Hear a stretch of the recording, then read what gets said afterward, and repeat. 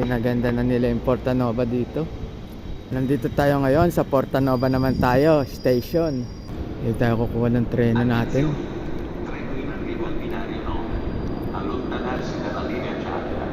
At ang ating kasama ay si Tito Benji. Sakay na po tayo dito, Tito, baka mahalo tayo. At syempre guys, magpapalipad tayo ng 4 na kalapate doon sa Carmanyola. Ayan guys, nandito tayo sa Carmanyola. Magbibitaw na kami dito ng kalapate, no, sa parking lot, parkingan sa Carmanyola. Ilang kilometro, Tito? 30 kilometers. Nasaan po tayo? Sa Carmanyola to Torino. 30 kilometers. 7:55 AM. 7:55 AM. Ayan. Ayan sila. Tumutuldok sila, ayun, no? Layo eh. Hindi ito yun. Opo, ayun, no? Ayun sila, oh. 4 to. Ayan, dun. Kita ko na. Ba't din?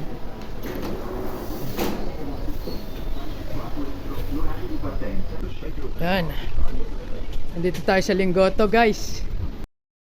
Dito tayo lumabas para pauwi, no? Punta na tayo sa Estonilo Loft.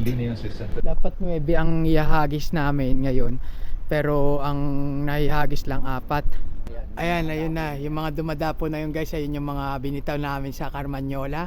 Ilang kilometers yun, Tito Benji? 30 kilometers. 30 kilometers. Ayan. Ayun yung guys.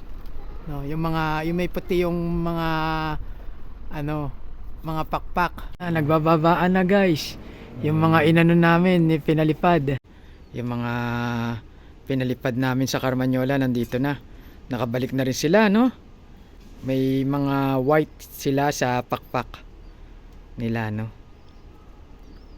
At yung iba nasa kulungan na. Ito yung isa sa nabitawan natin, no? Sa Carmanyola. Ano po pangalan, Tito? Si Pepay. Si Pepay. At ayan ang kanyang club ring, no? Estonilo Loft. Italy, Philippines. Italy at saka Philippines, no?